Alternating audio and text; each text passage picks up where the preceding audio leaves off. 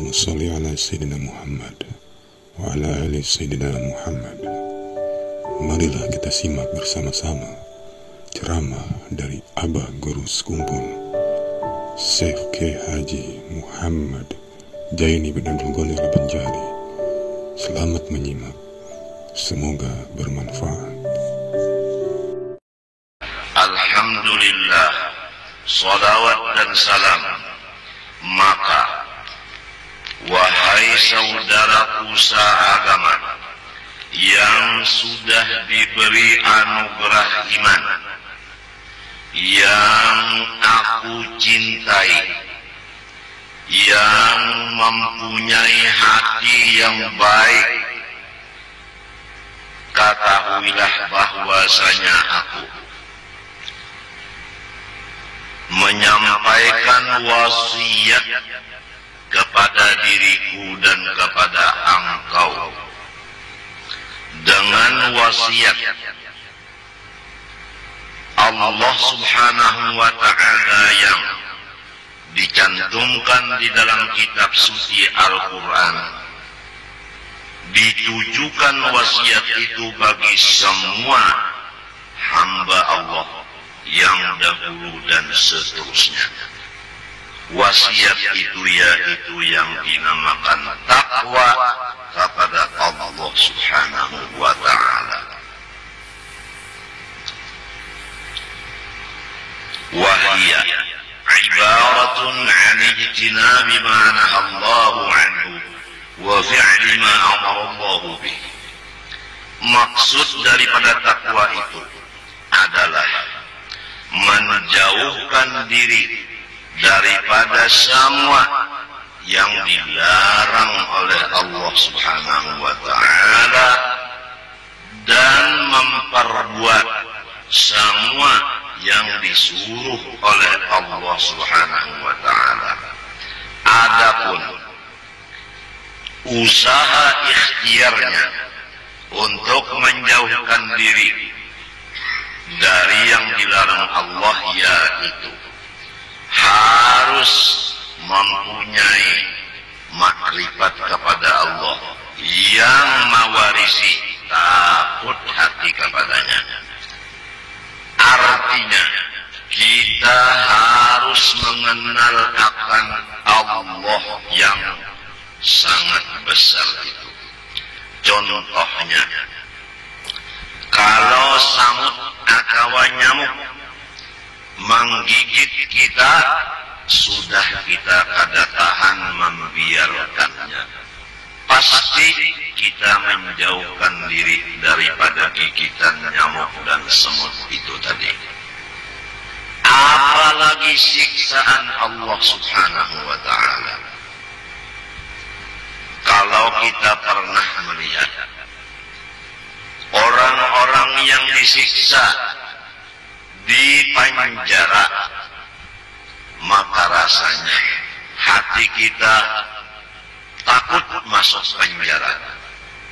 Padahal hanya di dalam dunia, belum lagi siksaan Allah di akhirat. Dengan memperhatikan dua contoh itu tadi, insya Allah hati kita takut kepada Allah sesudah kita mengenal akan kebesaran Allah. Orang yang belum mengenal kebesaran Allah pasti tidak bisa takut kepada Allah. Misalnya, orang yang tidak tahu kebesaran gurunya, maka tidak bisa ia takut akan gurunya itu. Maka gurunya dianggapnya teman biasa, manusia biasa. Malahan gurunya dianggapnya lebih remeh daripadanya. Akibat tidak makrifat, belum mengenal. Orang yang bisa menghormat guru, orang yang sudah kenal kebesaran guru itu. Guru pertama diwajibkan melajari akan si murid. Dua, guru disuruh memelihara murid itu. Guru disuruh mendoakan murid itu. Guru disuruh beribadah pahalanya untuk si murid. Apa begitu? Pahala guru dibagi-bagi untuk murid. Nggak masuk akal. Nah begini. Guru itu seperti ayah. Setiap orang tua wajib menafkahi anak-anaknya. Maka jelas, setiap orang yang punya guru, ibadah guru itu diserahkan guru kepada Allah, mohon pahalanya diberi ganda, dibagikan kepada anak-anak muridnya sebagai anak-anak tanggungannya. Sebagaimana orang punya anak buah, wajib mencarikan nafkah gasan anak buahnya untuk anak buahnya. Jelas. Dan setiap guru tidak ada mempunyai sifat amarah terhadap muridnya. Dia mempunyai kasih sayang kepada muridnya. Di atas daripada kasih sayang ibu bapak terhadap anaknya. Sekali lagi, lebih kasih sayang guru terhadap murid dari ibu bapak si murid itu terhadap anaknya tadi. Arhamun nasi bin nas al-ulama, hadis Nabi. Ulama itu paling kasih sayang dari manusia terhadap manusia. Tapi Allah lebih-lebih lagi Arhamur Rahim. Nah kalau orang sudah betul-betul yakin bahwa Allah itu besar dan kasih sayang, niscaya dia takut kepada Allah Ta'ala dan dia mengharap kepada Allah. Nah, sudah ada takut kepada Allah, sudah ada mengharap kepada Allah, karena sudah mengaji dengan yakin masalah sifat-sifat Allah, baru kita beralih apa yang dilarang Allah. Mau tidak mau kita pasti berusaha berikhtiar dengan keras mengaji apa-apa yang dilarang Allah. Kalau mengaji makrifat sahaja, maka hasilnya hanya takut dan mengharap. Tapi yang dilarang Allah, dia tidak mengaji, maka tetap pekerjaannya pasti pekerja yang dilarang. Sebab dia belum tahu yang dilarang itu.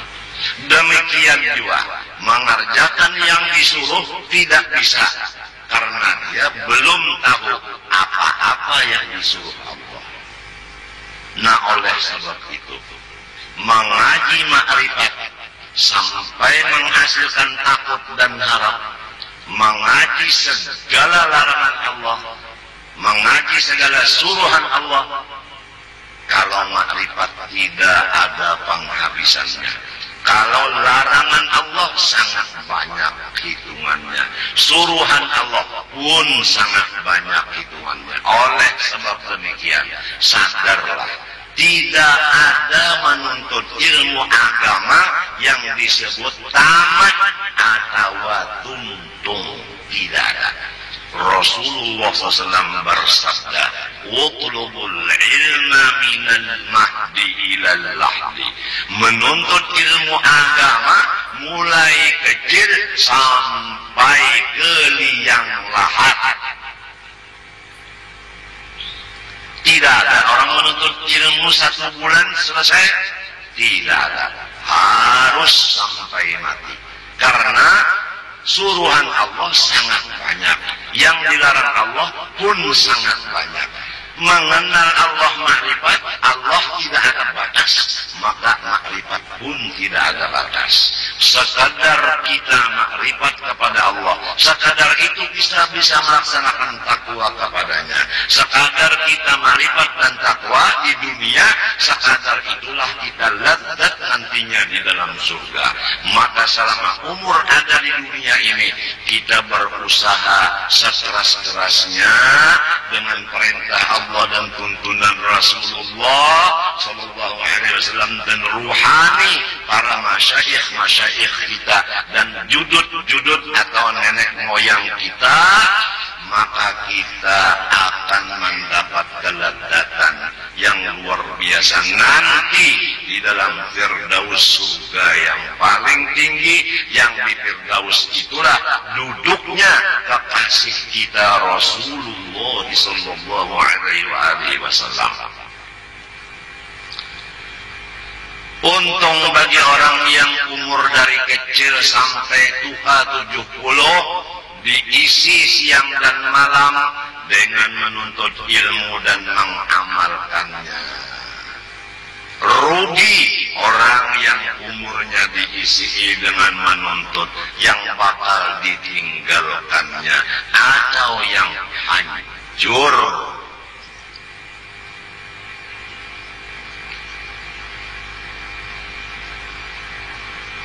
Semoga Allah Subhanahu wa ta'ala memberikan kita akal yang jernih, sehingga dengan parantana akal yang jernih yang diberikan Allah kepada kita, kita bisa memilih mana yang mestinya diambil, mana yang mestinya ditinggalkan.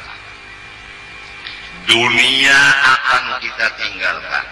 Bahkan sebelum kita meninggalkan, banyak terjadi, dunia sudah meninggalkan. Tidak sedikit orang kaya yang mendadak menjadi orang fakir. Betul? Tidak sedikit pejabat yang mendadak jabatannya dicopot. Sebelum dia mati, sudah ditinggalkan oleh dunia. Istri dan anak tua adalah dunia. Banyak terjadi sebelum mati, sudah ditinggalkan istri. Belum mati sudah ditinggalkan anak-anaknya.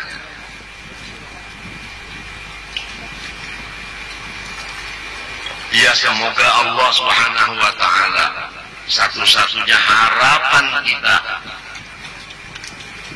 memberikan kita akal yang bersih. Karena ciri-cirinya akal yang bersih, memilih yang kekal abadi.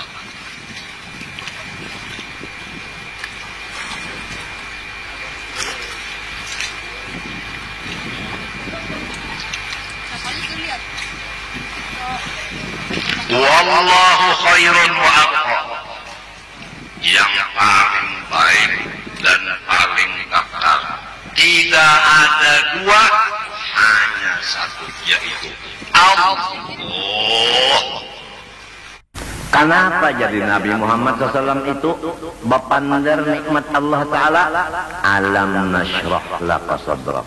Karena Allah Ta'ala sudah membukakan selebar-lebarnya dada Rasulullah SAW. Kenapa jadi dilebarkan dada, dibukakan? Sambungannya ini atop musabab kepada sabab. Nah, atop sabab kepada musabab. Alam nasrah laka sadrak wa wada'na anka wazrak.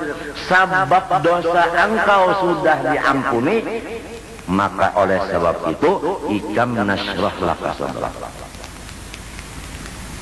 Jadi alam nasrah laka sadrak wa wada'na anka wazrak. Wa wada'na anka wazrak ini atop sabab kepada musabab. Sabab wada'na anka wazrak lalu dapat alam nasrah laka sadrak. Jadi manusia nang dosanya diampuni, itulah manusia nang hatinya lapang. Adapun manusia nang dosa masih ada, maka itulah manusia nang pusang. Nah, kawah pulang mengambil apa namanya tuh, mengambil kesimpulan menangguh diri. Kayak apa aja pian kita tuh kalak ketawa, lamun dosa banyak habis ketawa kena kamirawaan, menangis luar biasa. Dosa masih banyak. alladzi anqada dhahrak, dosa itu sama lawan bawaan nang sampai balakang kita itu bungkuk membawanya daripada baratnya. Luar biasa dosa itu, membaratakan akan balikat kita sehingga bungkuk belakang membawanya. Orang bungkuk nyamanlah berjalan, di atas pulang ada bawaan di bahu, nangka itu dosa. Manusia nang dasar bunga hokon aja nang bungkuk masih membanyaki bawaan lagi, yaitu dosa. Sudah tua masih aja lagi berdosa, saling banyakkan ditambah karena mau bertobat.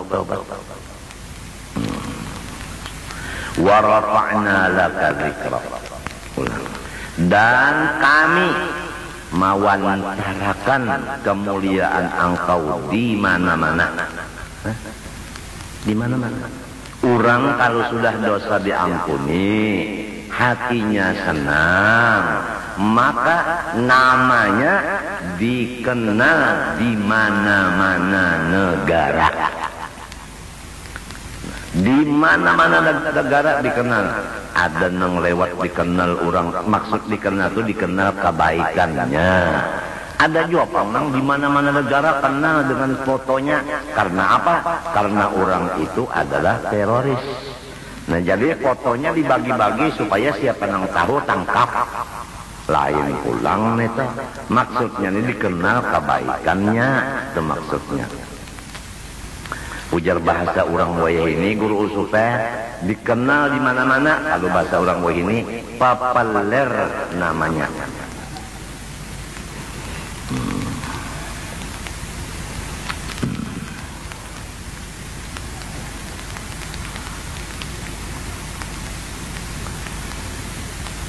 Fa inna ma'al usri yusra. Ya kekasihku Muhammad, jangan lupa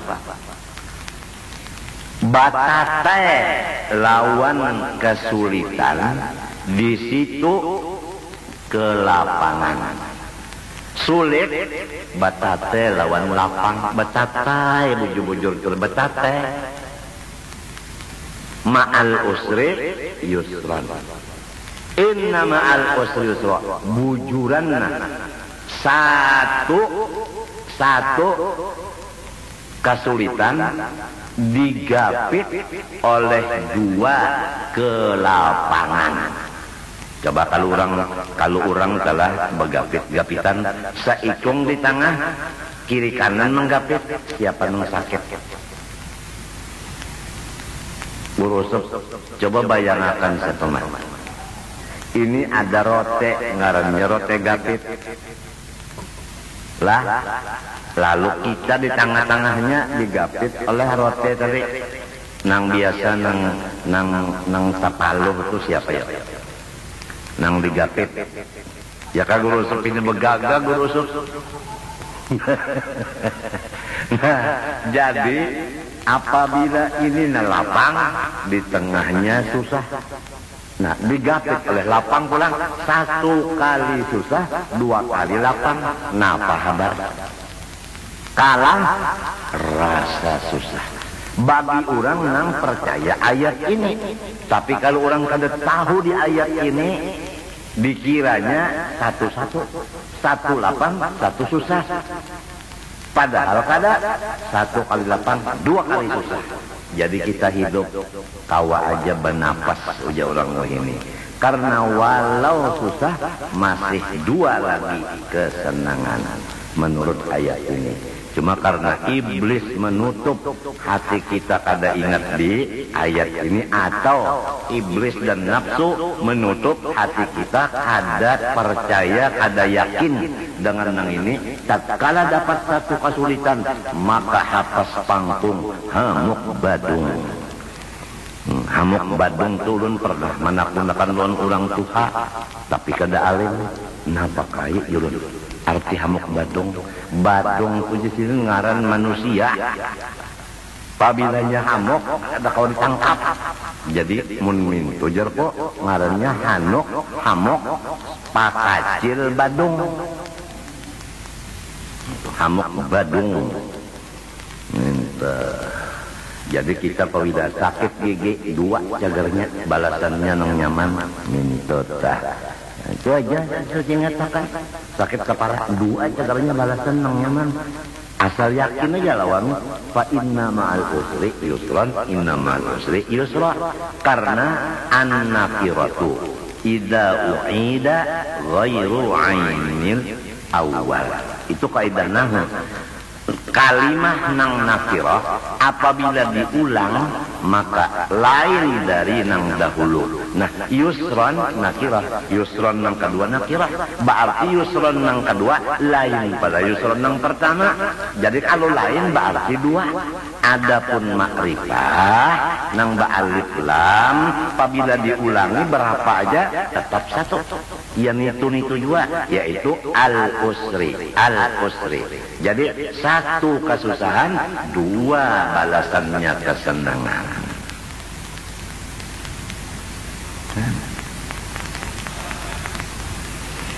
Alhamdulillah.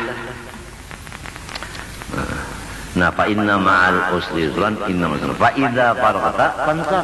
Nah, ya nang tadi.